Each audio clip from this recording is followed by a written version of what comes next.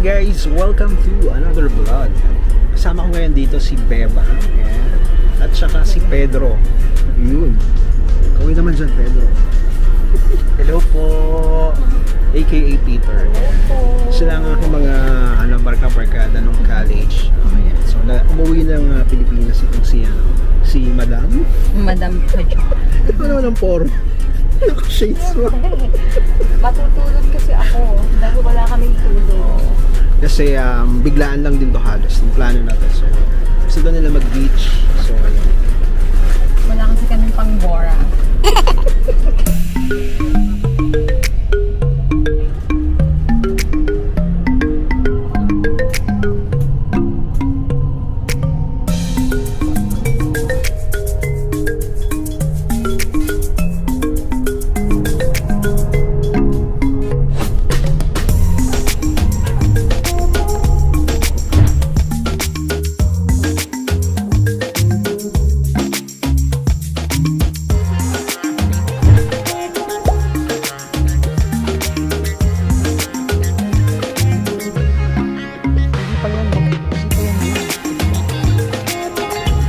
We made it guys! Nandito na kami sa Anawangin. Sa Sambales. Ito pa makalimutan ko nasa ano. So napakaganda dito guys.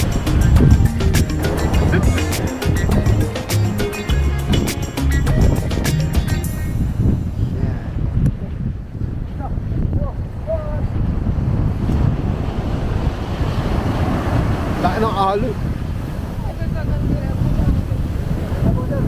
O sakay na daw uy. Yehey! Bakit pa lang tayo? Na tayo. Imelda Marcos ko kaya. Oo nga. So ano masasabi nyo so far? Okay naman. Wow! Happy. Tingnan nyo guys ang view dito, ang ganda.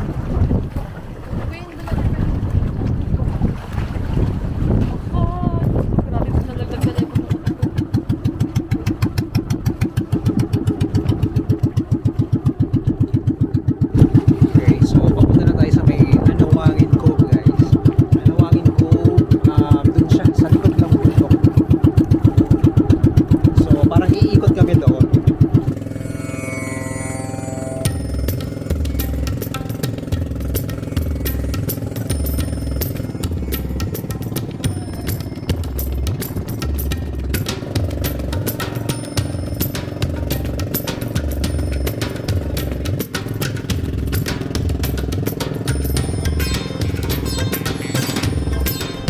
Hi guys, so we made it here sa may Anawangin Cove, dito sa may Sambales.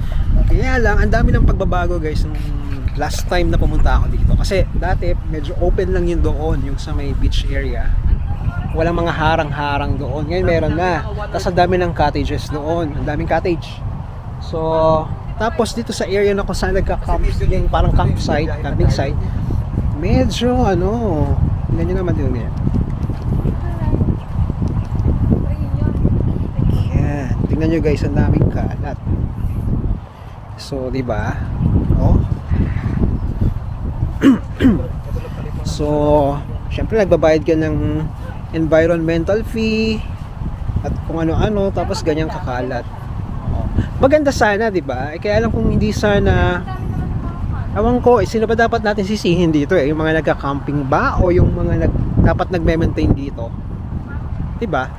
So siguro yung mga pumupunta dito dapat din ano na lang siguro, disiplina na lang din guys. So ibang-iba talaga kasi siya nung una akong pumunta, napakaganda talaga. Talagang parang nabighani ka sa ganda ng ng Anawangin ko para ngayon. So after isang dekada, huling punta ko dito, ganito na siya. Anyway, we'll still try to enjoy everything na pwede namin gawin dito. Hello guys, nandito ako ngayon sa Anawangin Cove. This is not my first time guys na mapunta dito. This is actually my second time. The last time na nagpunta ako dito mga 10 years ago na. So napakatagal na. At noong mga panahon na yon, kung makikita niyo sa aking likuran, di ba, mapapansin niyo, napakarami na ng mga cottages. So, hindi na siya katulad dati na ang makikita mo lang yung mga tent lang na nakatayo sa paligid. So, tingnan natin dito guys. Tapos banda dun sa area na yun, maraming kino-construct din. Kung titignan nyo. Tapos doon naman, sama ka sa akin, camera. Doon naman, meron ng tulay. Tulay doon, kung makikita nyo doon, no? Dati, parang naglalakad kami dito, tinatawid lang namin yung parang ilog na yan na mababaw lang naman siya. So, kayang-kayang tawirin. At ngayon din, napansin ko, napakarami na ng mga tao ngayon dito. So, hindi na katulad before na may mga tao pero hindi siya ganun karami. Okay guys, malapit nang mag-sunset. And nandiyan pa rin si Bebang and si Pedro ayun. Naabangan namin sunset. Maya-maya lang akit kami dun sa may part na yan.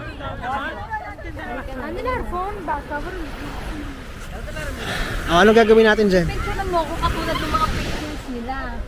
Wait lang. Tayong crystal. Gusto niya raw ng crystal ano eh. Wala tayong crystal boat. Crystal boat.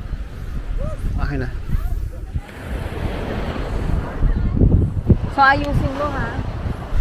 O ba't ka na mag-video, Joe?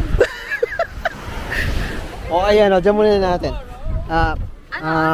Patnubay sa mga bata. Ayan. Ano ba to? Parang nasa ataol lang. Diretso mo yung paa mo. Yan. Yan. O. Ganyan? Ano ba? Ayusin mo yung kamay mo. Kasi nalalaman mo crystal na yan. Itaas mo yung kamay mo pareho. Ganyan? Yan. Yan, okay na. Patingnan mo Tingnan mo kung masaya ka na dyan sa Kailangan ko talaga crystal Kailangan ko talaga mangyari. sa'yo. Oh. Wow. Parang ano lang, balyena na. Oh, yan ha. Bagong huling isda.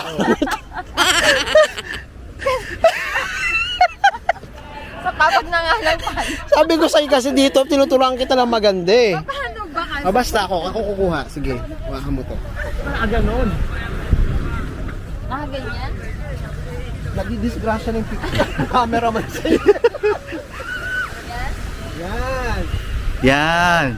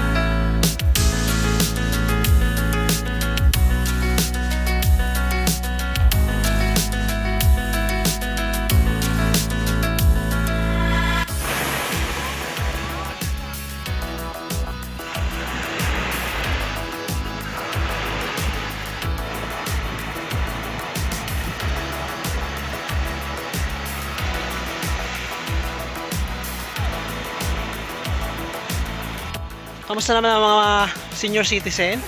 Kaya pa ba pag-akyat?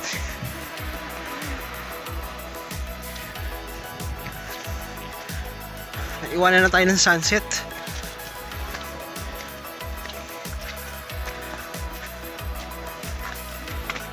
Diba? Ano, kaya pa? Pababa naman daw, ano na eh, ihuhulog ka na lang. Sige, tatalo na lang.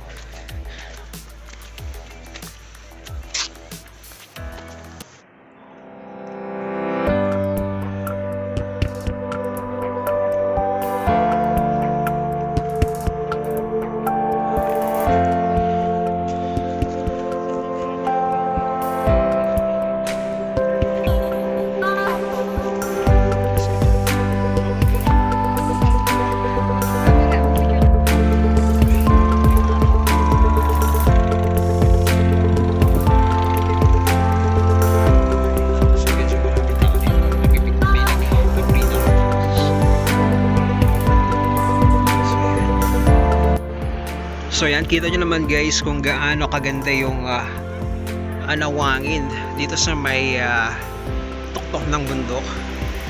Yun yung beach, doon kami galing kanina. So medyo nakakaano lang dito, nakakainis lang.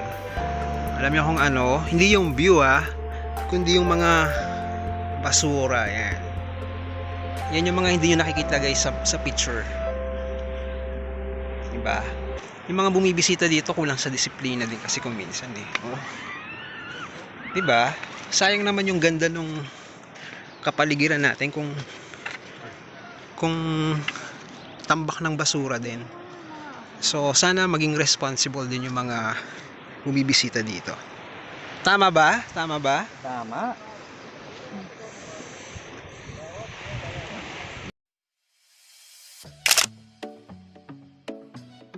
Babayin ka. Okay guys, pababa na tayo sa napakatarik na napakakit na bundok na to. Pero nakita niyo naman yung view, di ba? Napakaganda. Buti na lang inabutan natin yung sunset. Ayan.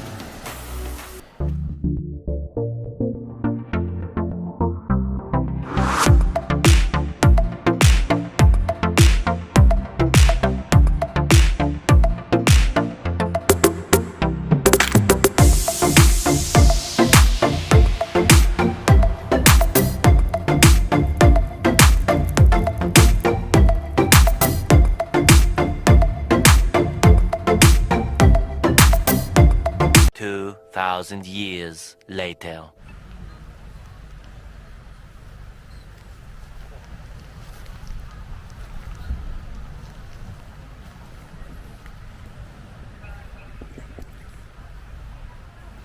Good morning guys, good morning.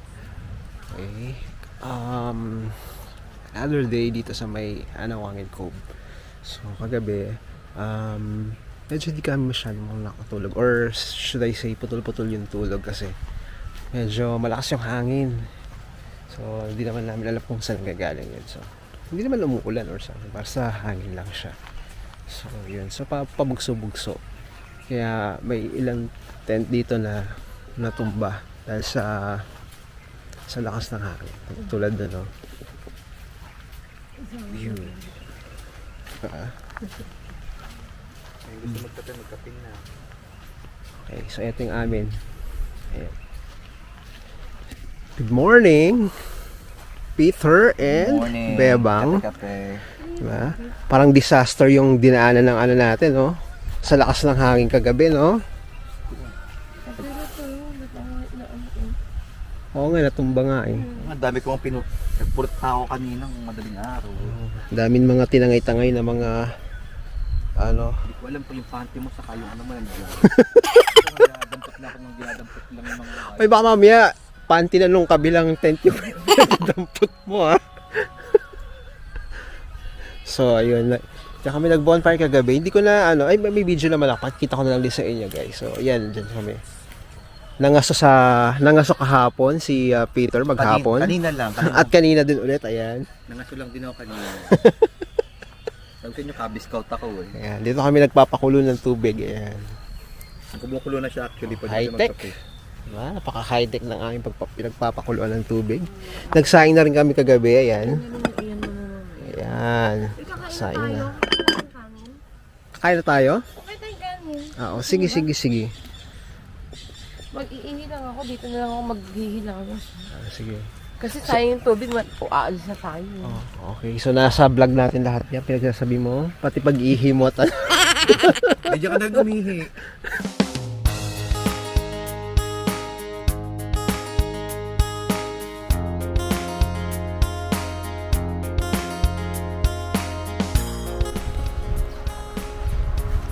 So, kung sa mga magtatanong guys, kung merong bang CR dito, kung merong pwedeng paliguan, meron naman nandoon. Pero syempre sa mga masiselan, or sobrang masiselan tulad ni Bebang,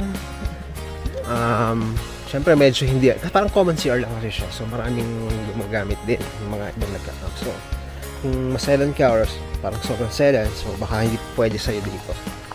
So Yun lang yung napansin kong parang sana mas nagkaroon pa ng improvement after ilang years nang huli ako magpunta dito. So parang same pa rin yung CR.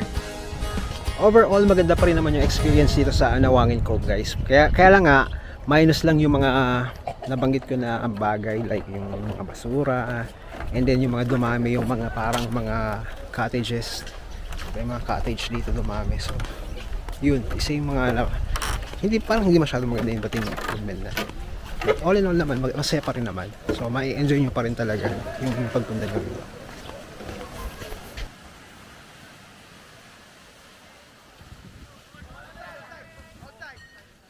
So nakita ko rin to guys, tong net na to nakalat-kalat dito sa may sa shore. So kinuha ko na, tapos ipunin natin yung makukuha natin mga basura dito natin ilalagay. So tara.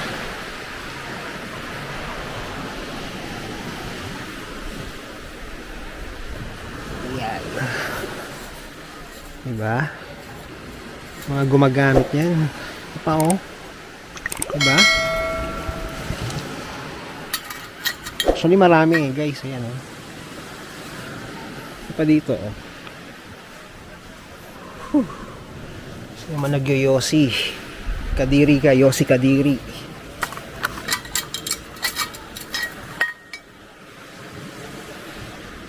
Tanggalin natin buhangin ito.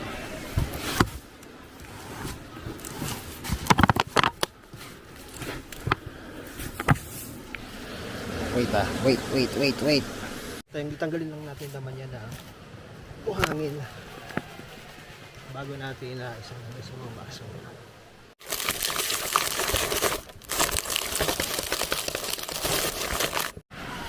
Okay.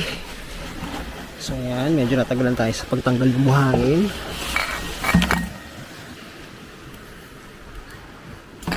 Ito natin lahat na makikita natin na plastic.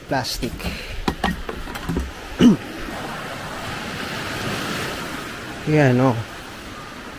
Diba? So mga bubog pa rin talaga. Grabe. Sayang yung ganda ng view.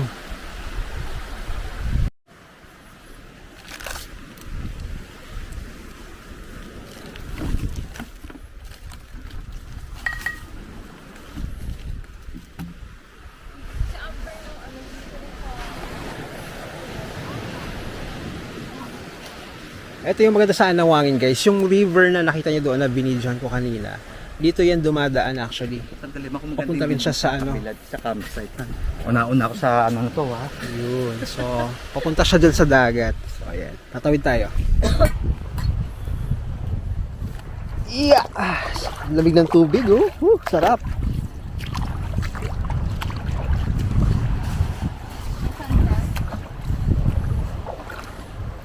Oh my God. First time pumunta dito, hindi pa ganito mga basura nagkalat. Ngayon, ang dami na.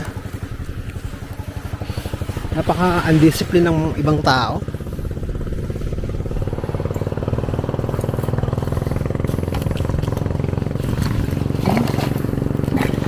Those garbage, guys.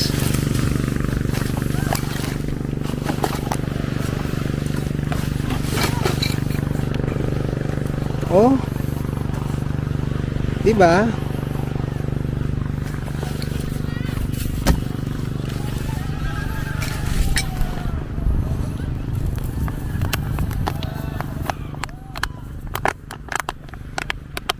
Ano yung ginagawa nila na yan?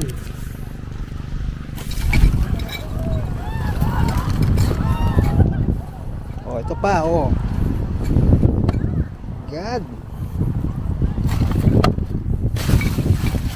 Mga nag-iinuman dito oh.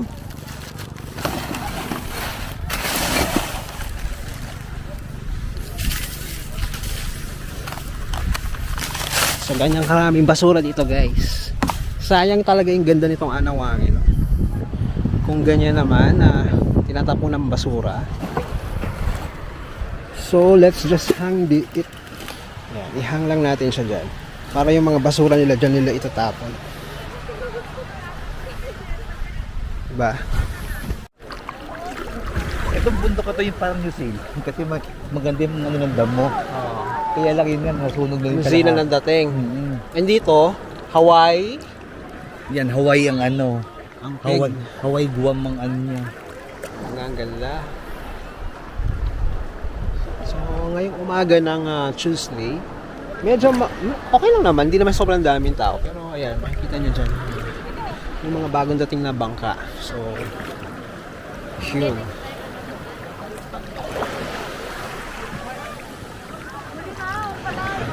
Sarap magbabad. Yung tubig, hindi siya ganun kalinaw. Pero maano naman, hindi naman siya malabo. Pero hindi lang siya sobrang linaw na tulad ng ibang beach na napuntahan ko. So, ayan. Pag nakikita pa rin ng konti yung sa may paanan. Diba? Tapos yun, sabi nila, kamukha daw lang, parang tao daw yun. Parang ulo ng tao. Diba? I'm not sure kung kita dito sa video, pero dito kasi sa personal, makita mo nga parang siyang may mata, may ilong na nakahiga. Diba? So, ayun. Okay. So, ilang oras na lang kami dito and mag-goodbye na kami sa may Anawangin Cove. Siguro matatagalan naman ulit bago ako bumalik dito. Pero I must say na nag-enjoy pa rin naman ako.